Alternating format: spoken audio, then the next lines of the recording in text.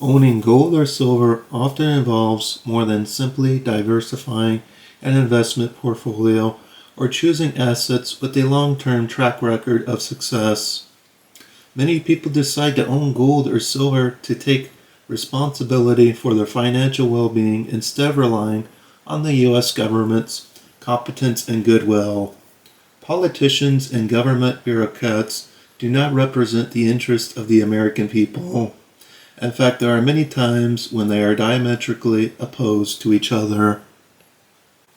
A fundamental interest of the American people is the freedom to choose their own lifestyle and to gain benefits from the efforts they make on their own behalf, which is accompanied by the responsibility to suffer the negative consequences of making poor choices. Through voluntary exchange, people in such a society are encouraged to cooperate with each other.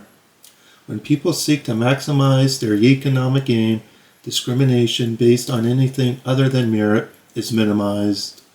When people have the freedom to enjoy life, liberty, property, and pursuit of happiness, they might feel more inclined to extend those same rights to others. People who are free or relatively free are far more productive and cooperative, benefiting society as a whole, than those who are not. For much of its history, the United States of America has exemplified the fruits of liberty. Politicians and government bureaucrats may sometimes use some of those interests to achieve other goals. Politicians and bureaucrats in power generally want to stay in power. Republics and democracies usually do this so as to increase the likelihood of re-election. As a means of securing re-election, politicians often violate the rights of a minority in order to grant special favors, often disguised as rights, to the majority. Therefore, staying in power becomes more important than ensuring equal opportunities for all.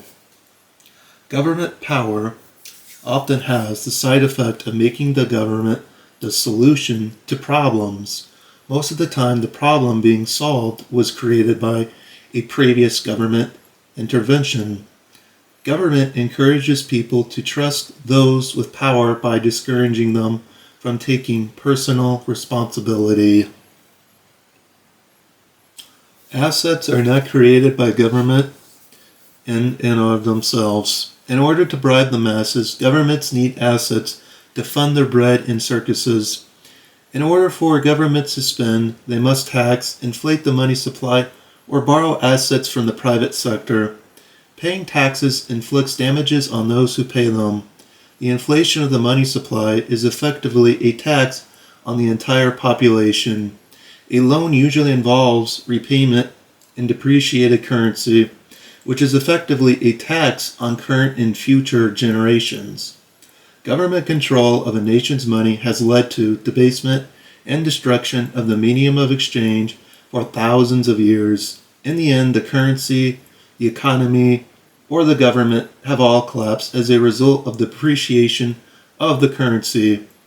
Fixed weights, impurities of gold and silver, have protected the interests of people from political and economic havoc inflicted by politicians and bureaucrats throughout history.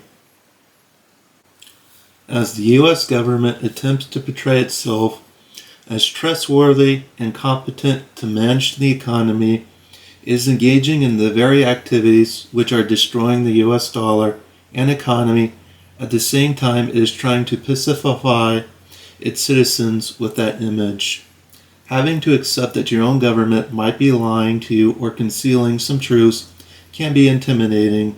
Sadly, many people are psychologically incapable of facing the truth because they find the prospect so frightening. They will patriot the government until chaos and collapse are imminent, then ask, "Why didn't anyone tell me?" Gold and silver acquisition and holding becomes not only an economic decision, but also a statement of personal responsibility. In other words, it means that you have integrity and self-confidence to choose a different path from what politicians and bureaucrats recommend. I found owning gold and silver to be the most rewarding investment decision I've ever made. There is good news. In my opinion, in the future, precious metals will provide significant benefits. So, are you ready to detach yourself from the government and become your own central bank? I want you to understand that gold and silver are money outside of the system. No middleman is needed. Now, gold and silver have been money for 5,000 years. They have simply outlived empires and currencies and will continue to do so in the future. Do you have a basic understanding of what it means to hold precious metals? It is hoped that this video has given you some knowledge of precious metals and how they can assist you during a financial crisis. So with that being, are you responsible enough to own precious metals, gold and silver?